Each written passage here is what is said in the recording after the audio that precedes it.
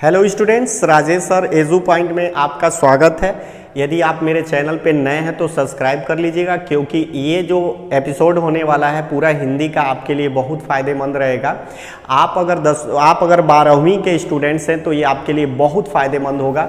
चलिए हम स्टार्ट करते हैं। आज आपको बताने वाले हैं कि आपके सिलेबस में 30% क्या क्या कटौती किया गया है। अगर इसको आप नहीं जानेंगे और ऐसे ही तैयारी करते चले जाएंगे तो आपको बहुत क्षति हो सकती है, नुकसान हो सकता है।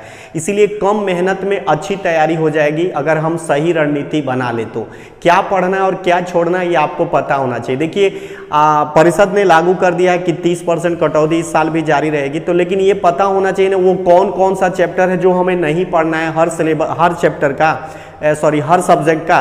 तो हम देखते हैं कि आपके हिंदी, अगर आप हिंदी के छात्र हैं, यानी 2 सब्जेक्ट होते हैं ना हिंदी में, जैसे कि मान लीजिए एक सामान्य हिंदी पढ़ते हैं और एक हिंदी पढ़ते हैं, तो हिंदी वाले स्टूडेंट इस वीडियो को ठीक से देखें कि आपको क्या नहीं पढ़ना है। तो देखिए इसमें 30% कटौती किया गया है और इस पर हमने अपने साइन बोर्ड पे अच्छे से उतार दिया है। इसको आप गौर से पढ़ लीजिएगा, वीडियो को एकदम क्या करिएगा, रोक लीजिएगा और रोक करके इसको गौर से खूब ध्यान से पढ़ लीजिए क्या क्या नहीं है। जैसे मैं आपको अभी समझा दे रहा हूं क्या क्या आपको नहीं पढ़ना है। जैसे मान लीजिए यहाँ पे देखिए मैंने लिख दिया 30% कम किया गया पाठ्यक्रम 2023 में खंड क में जो आपका प्रश्न आता है पेपर सेट होता है। आप पेपर को देख सकते हैं कि कैसे पेपर सेट किया जाता है। आपके घर होगा पुराना पेपर या किसी से मांग लीजिएगा, उसमें देखिएगा इस साल न्यू एजुकेशन पॉलिसी जो लागू हुई ना, नई शिक्षा नीति जो लागू हुई है, आप 12वीं के छात्रों पर नहीं लागू हुई है, यूपी बोर्ड के, खासकर 10वीं के बच्चों पर लागू कर दी गई है। आपका अगले वाले पैटर्न में नहीं, अगले साल जो परीक्षा होगी उन बच्चों पर लागू होगी, क्योंकि इस साल पहली बार शुरुआत किया गया है 10वीं से। तो इसीलिए आपका जो पुराना पेपर होता था ना उसी बेस पर होगा। तो आपको पता होगा उसमें खंड क और ख करके आता था।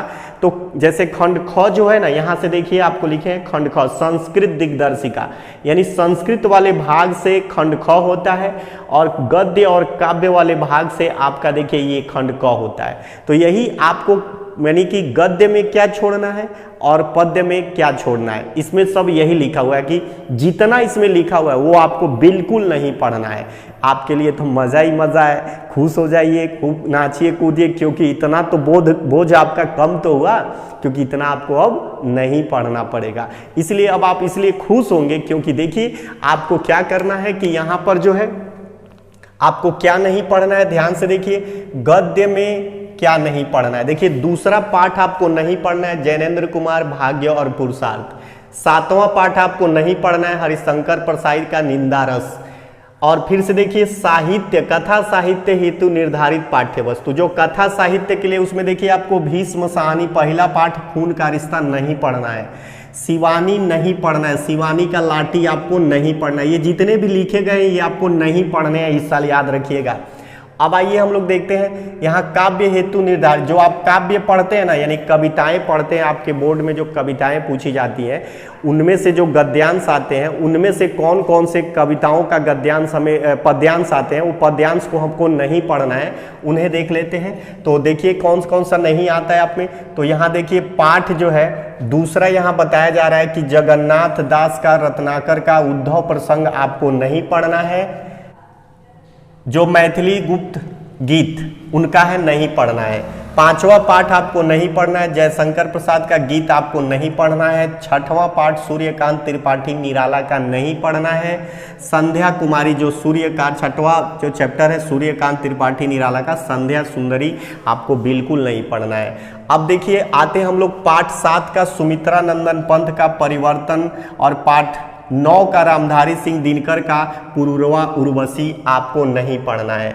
और पाठ 11 का विविधा जो होता है उसमें जैसे नरेंद्र शर्मा का मधु की एक बूंद, दूसरा भवानी प्रसाद मिश्र यानी बूंद टप की एक नभ से आपको नहीं पढ़ना है। फिर उसी में से देखिए आपका उसी में से है, यानी कि विविधा में से ही है गजानन माधव मुक्तिबोध मुझे कदम कदम पर, ये आपको नहीं पढ़ना है। चौथा है गिरिजा कुमार माथुर चित्रमय धरती, ये आपको नहीं पढ़ना, ये विविधा में से है, विविधा चैप्टर में से है, यानी विविधा में से आपको ये चीजें नहीं पढ़नी है, इतना जितना मैंने लिख दिया है। धर्मवीर भारती सांझ के बादल।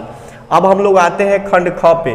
खंड ख में आपको संस्कृत दिग्दर्शिका होता है, यानी पेपर में लिखा होता है, देखिएगा खंड ख, उसमें से संस्कृत दिग्दर्शिका से पूछा जाता है। उसमें से पहला नहीं पूछा जाएगा, जिसका नाम है भोजस्योदार्यम, ये नहीं पूछा जाएगा। आपका दूसरा है ऋतु वर्णनम, ये है ऋतु वर्णम, ये आपका नहीं पूछा जाएगा, इसे आपको नहीं पढ़ना है। और उसके बाद देखिए दूसरा उसका चैप्टर होगा, देखिए वर्ण वृत्त इंद्र वर्जा उपेंद्र वज्रा सवैया मतंग मद सुमुखी सुंदरी बसंत तिलका लक्षण एवं उदाहरण, ये मत पढ़िएगा, इसका लक्षण एवं उदाहरण अक्सर परीक्षा में पूछे जाते हैं, यानी कि इसको आपको नहीं पढ़ना है। मुक्तक में से देखिए कौन नहीं पढ़ना है, मनहर आपको नहीं पढ़ना है, उसका लक्षण और उदाहरण बिल्कुल नहीं पढ़ना है, इसको छोड़ दीजिएगा। अब आप चलिए देखते हैं संस्कृत व्याकरण में आपको क्या नहीं पढ़ना है। तो आप ध्यान से देख रहे हैं, यहाँ पे बोर्ड पे लिखा हुआ है इतने चीजों को आपको नहीं पढ़ना है। बुक ले लीजिएगा और उसमें से सारी ये जब शब्दों को ढूंढिएगा, वाक्यों को ढूंढिएगा और उनको काट दीजिएगा, उन चैप्टर को नहीं पढ़ना है। फिर यहाँ भी देख लीजिए शब्द रूप संज्ञा राजन जगत सरित, इसको आपको नहीं पढ़ना है। सर्वनाम में सर्व इदम यद नहीं पढ़ना है। धातु रूप में परस्पैमदी दाग कृत तुर नहीं पढ़ना है। प्रत्यय कृत तव्यता अनियर नहीं पढ़ना है। तद्दित में वतुप नहीं पढ़ना है। विभक्ति परिचय में देखिए ये आपको नहीं पढ़ना है। तो इस तरह से आपको इन चीज़ों को नहीं पढ़ना है। तो याद रखिएगा, जो पढ़ना है उतना ही पढ़िए, फालतू का समय मत बर्बाद करिए, आपका बहुत क्षति होने वाला। अगर ज़्यादा पढ़ेंगे तो कम पढ़ेंगे, कम समय में कम मेहनत में आपको 100% सफलता मिलनी है। और अगर मेरे चैनल पे नए हैं तो सब्सक्राइब कर लीजिए, क्योंकि मैं आपके साथ बना रहूँगा और पूरे हिंदी का एक एक प्रश्न का तैयारी आपको मैं कराऊँगा बोर्ड परीक्षा तक। और पर डे वीडियो आपको सप्ताह में कम से कम 2 या 4 या 6 वीडियो तक देने की कोशिश करूँगा। ठीक है, तो धन्यवाद।